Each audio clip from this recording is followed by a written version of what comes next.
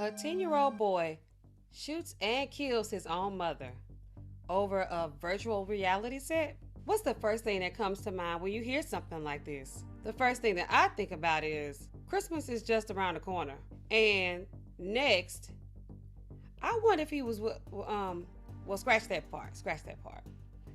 The second thing is, what in the world could have been going on in that household where a 10-year-old boy not only has access to a gun, but uses it to kill his own mother? Was it abuse? Was it neglect? Was it no father in the household? Was it an accident? Could have been an accident. It could be any number of things, or it could be nothing. For more, keep watching. I'm in Allen RX, and that's what's coming up next. Now, before we start the blame game, let's get the backstory. Let's talk about what really happened. Let's dig into the disturbing details of what happened on that dreadful day. It's been reported that the 10-year-old was upset with his mother because she woke him up 30 minutes earlier than she normally would wake him up. Not only did she wake him up too early, he was also upset because she wouldn't let him order something on Amazon. So far, sounds like a typical 10-year-old. It was initially reported that the boy was playing with the gun, twirling it around his fingers, and it went off red flag. He reportedly went upstairs, woke his older sister up, who's 26 years old, and told her, "I think mom is dead." Red flag. So the 26-year-old sister, she goes down, she finds the mom, she's dead. She calls 911. And because of his age, they allowed him to come back home. And this was the story takes a twisted turn. The next day, the family contacted the police with some serious concern. His sister, 26 years old, told the police that he has 5 different people in his head that talk to him. He has had history of rage. His mom had just received a concerning diagnosis from the therapist. After that, she put cameras in every single room of the home to watch him. I think we all kind of have an idea about what the news was and the diagnosis, but we'll get into that a little bit later.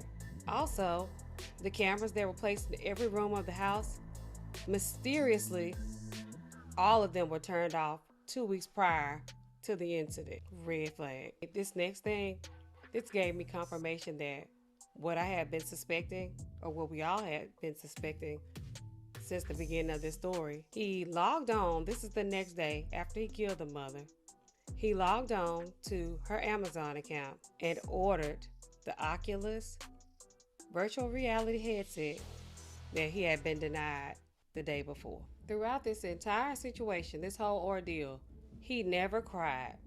He never showed any remorse until the next day when he apologized to his family member, aunt or grandmother, and said, "I'm sorry about killing her, but where's my package?"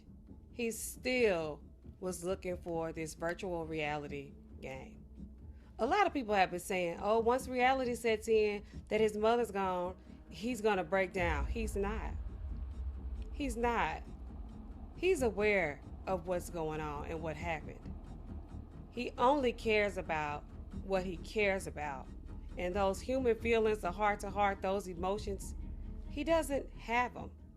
He's trying to express them because he sees that that's what other people are doing.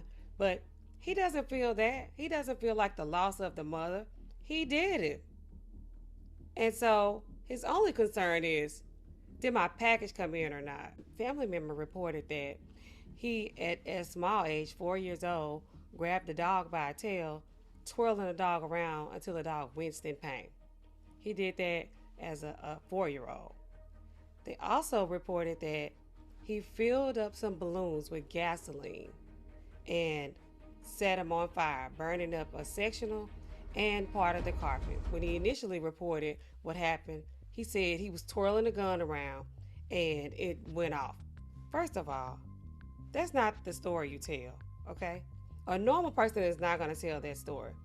A normal 10-year-old is going to say, "I didn't have the gun." That's more likely to be the story that they tell, right? They're not gonna say, oh, I had a gun, I was twirling it around, and it just went off. First of all, what you doing? You have no idea that you shouldn't even have a gun because you think you can do whatever you want to do. You have no sense of that type of, what's right or wrong or what's appropriate. Let me say what's appropriate. Because a 10-year-old, they know right from wrong.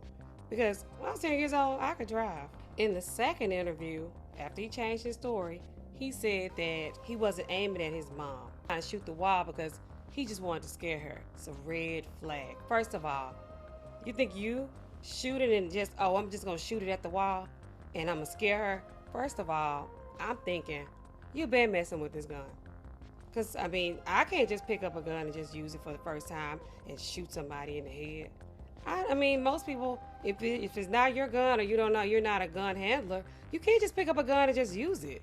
So for him to just, oh, I was going to just shoot a shit, what? You're going to scare your mother. You're a 44-year-old mother and you're a 10-year-old. I was just going to scare a little bit. He sounds like a mobster. Red flag. Okay, after that story, then he comes back. He says he actually aimed a gun at her, which we knew he did. We knew he did. And squeezed the trigger. They say he closed one eye and he literally aimed at her.